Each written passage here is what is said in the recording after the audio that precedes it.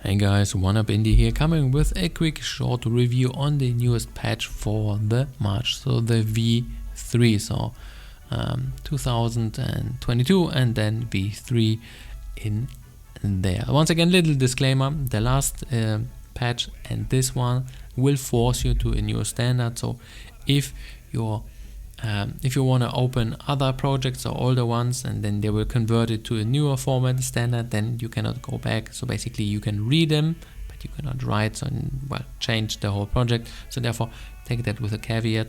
And then one thing which is interesting, so if you are on the V1 like me still and it broke on the V2, then maybe stick to the old one, just as a cautionary tale, because they changed a few things and they broke a few things. This is kind of unfortunate. But for example, if everything is working fine or you're starting with new fresh projects, this should be no issue for you. So let's start with the Bling Bling, the cool part which you're seeing on the screen. So the best and the coolest part is we got now an outline FX. So let's go into our inspector. So basically, if you don't know where it is, because nobody uses it before, maybe now more, you go under inspector, then you got this one, and for example you can toggle a specific layer, and then for example we got more new stuff, and one is outline. This is the best one of all. Then for example you can go with the color, and then the thickness of your radius. So as you can see, you can play around with that quite a lot. And then what you can do, use this for example activating an item or just indicating hey, you are near, and then you get an outline, or you just use it all the time for the player, and then you don't need to have your own outline shader, which is pretty cool. So this is a very nice addition also. So once again, pretty cool. Or for example, if you got tons of instances and you want to outline all of them, then you can do that with a swoop on just one layer. Pretty cool stuff. So what is the next bling bling stuff? Well, let's go from top to down. So none, color tint, colors, dots, background. This is a little bit yeah, I don't know what these disco balls are good for, not sure. So you can change them, I guess. Then you can offset them and maybe you can do some animations with it, but oh, okay, cool. We got some dots as it seems, so color speed. They are changing the colors. Oh, interesting. Actually, yeah, cool. And then we can make them sharp or less sharp. So interesting stuff. So for the disco for the next day, I guess this is some good stuff. So this is the newest dots background, and then the next one which we are having is we got a large blur. That was the old one, but now we got linear blur. If you put it on like this, looks like nothing, because we kind of need to apply it to a thing which has more than one color. So basically we just have to go with our inspector once again, and then go into our instances, and let's say like, hey, not gonna outline it, we are gonna do the linear blur.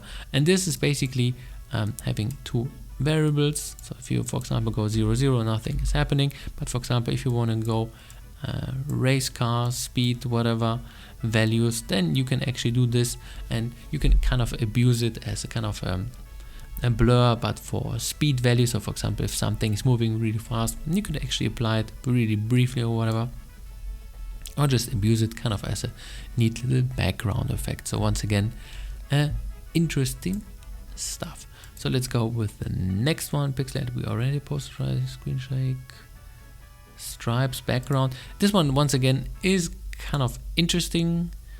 We can animate that thing, I guess. Can we? Yes, we can. Of course we can. Once again, I'm a little bit playing around, not sure what to do. As you can see, it is looking cool. Oh, but of course you can give it a different kind of sprite, so to break it. And now you got some interesting animation here. Not so sure what to do with it, but it's kind of interesting. There was a wave scale, wave amplitudes. Here we go, and we got as ourselves some, what is that? Some 1617s style of wobbling background. So once again, pretty cool stuff, interesting to use. Yeah, so there are pretty interesting applications for that one. I guess I have to do a single one for the dots and for this one to put it into good use. And then we got our last one, which is white noise, and white noise is basically static. As you can see, maybe you can see it on. Yeah, so this is kind of a static thing, and then you can see how intense you want to have it. Yeah, and then you can apply it, I don't know, to, for example, if you want to have some grain on your screen or whatever, to make the screen whatever, for example, apply that as a neat little filler effect or just an overlay effect. So why not? Actually, let's play around if we can actually. That's actually not doing anything here. So once again, these are the bling bling things. Pretty cool stuff, but let's go into the more formal stuff, which is of course important also, but not as well. Maybe not interesting. Interesting would be a bad word, but basically it's not as fascinating. So the first thing which we want to have is they changed a little bit how they call GML and D&D. Well, yawn, whatever. Then a few things. So for Ubuntu, always good. Localization, now you have it in Japanese, Korean, Polish, and Italian. So this could be interesting if you're using one of those languages, because why not? So therefore, a little bit more of a quality thing.